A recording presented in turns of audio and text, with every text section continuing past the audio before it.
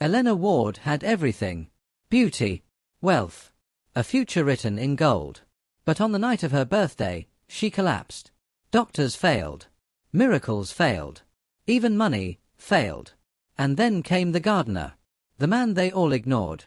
"I can save her," he said, "but only if she marries me." The family was outraged. Elena herself spat in fury. "I would rather die than marry you." But time was running out. Before we continue, you're welcome to my channel. Please like, comment, and subscribe, so you don't miss more powerful stories like this. Now, let's begin the full story of the Gardner'S bargain. Elena Ward was the kind of woman people whispered about when she walked into a room. She had everything the world told you mattered: beauty that silenced conversations, a degree from the most prestigious universities, and a future paved with wealth and power. As the only daughter of Mr. and Mrs. Ward, her life had always been gilded, every moment cushioned by luxury inside the sprawling estate that crowned the hill like a palace. From the outside, she appeared untouchable, a golden dream in human form. Yet, beneath all that glitter, Elena's life had never been tested. She had never truly suffered, never truly fought for anything. That, however, was about to change. Among the many staff members who kept the Ward estate flawless was Brian, the gardener. His world was one of soil, sunlight, and silent discipline. His dark skin carried the warmth of the sun. His shoulders spoke of hard labor, and his eyes, quiet yet steady, held the weight of secrets no one cared to ask about. Though 10 years older than Elena, he had the kind of presence that made time itself pause, calm yet commanding. 4 years, Brian had been nothing more than part of the background. Trimming hedges while parties were hosted, pruning roses while expensive cars glided down the driveway. But the night of Elena's 28th birthday would forever change that balance. The estate glowed with life. Chandeliers blazed like stars trapped in crystal, violins filled the air with music, and the laughter of powerful men and women spilled through the marble halls. Elena, radiant in a gown that shimmered like liquid silver, floated through her guests with grace. Toasts were made, cameras flashed, and for a while, IT seemed her life was nothing short of perfect. Until IT wasn't. Without warning, Elena's body betrayed her. She collapsed, gasping for air, her chest tightening as screams filled the hall. Panic rippled like wildfire. Guests scrambled, glasses shattered, music screeched to silence. Doctors were summoned immediately, and over the following weeks, every door the Ward family could open with money was opened. Specialists in Paris, healers in Switzerland, miracle clinics in Tokyo. Nothing worked. Elena was fading before their eyes, the sparkle of her youth dimming into a fragile shadow. One evening, when the estate was unusually quiet, Brian knocked on the heavy oak door of Mr. Ward's study. The head of the family, weary and desperate, allowed him in. Brian's voice was calm, but his words fell like thunder. "I know what is wrong with Elena, and I know how to save her." Suspicion laced Mr. Ward's narrowed eyes. "And what do you want in return?" Brian did not waver. His gaze was unwavering, steady as stone. "I will give the cure, but only if she marries me, and I am recognized as part of this family, not as a servant, but as an heir." The reaction was volcanic.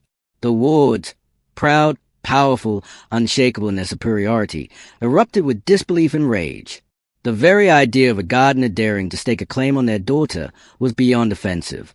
Elena herself was livid, her voice trembling with fury as she spat the words, "I would rather die than be forced to marry you." But time has a way of eroding pride. Days turned into weeks, and Elena's body wasted further. Her beauty dulled, her laughter silenced. The fear in her parents' eyes grew unbearable. Finally, pressed into a corner by desperation, the Wards agreed to Brian's terms, though only in appearance. Behind closed doors, they whispered of betrayal. They would let him heal her, then discard him like dirt beneath their shoes. There was no wedding, no vows, no ring. Only a brittle promise. Words Brian already suspected were lies. Still, he proceeded.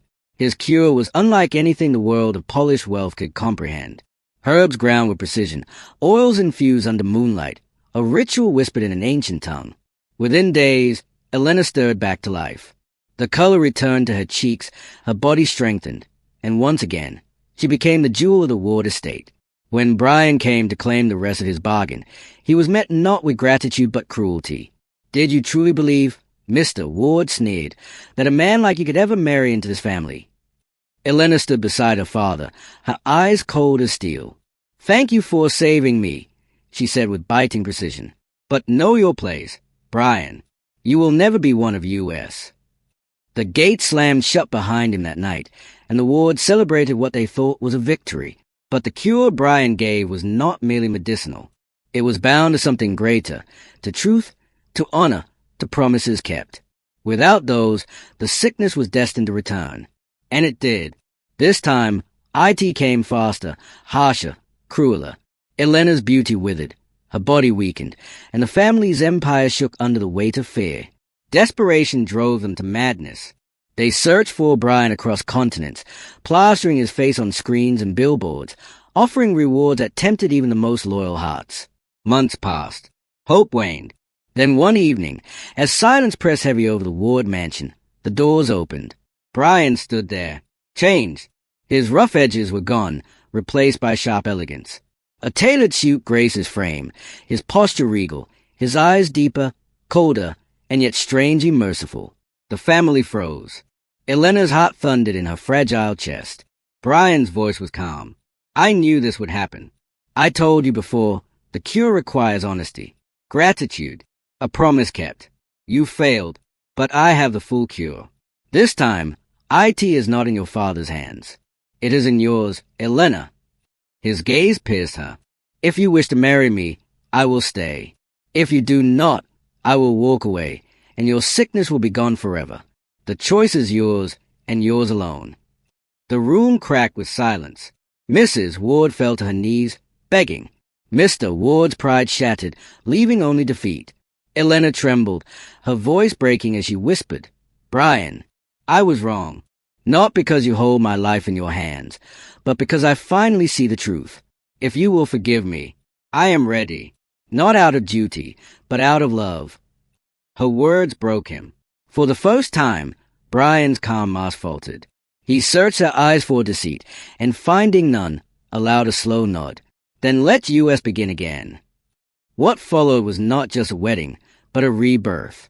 In the very gardens where Brian had once been a servant, a grand marquee rose. Roses bloomed in every shade imaginable, lights hung like constellations, and music filled the air. Elena walked down the aisle, fragile yet radiant, her veil whispering like silk in the wind. Brian waited at the altar, not as a gardener, but as a man who had claimed his place through fire, betrayal, and love. Their vows were not merely promises. They were redemption, forgiveness, and rebirth. When they kissed, IT was not just a union of two souls, but the breaking of chains that had bound them for too long. And so, the gardener and the heiress began their life together, not in obligation, not in deceit, but in a love tested by betrayal, rebuilt by truth, and destined to endure.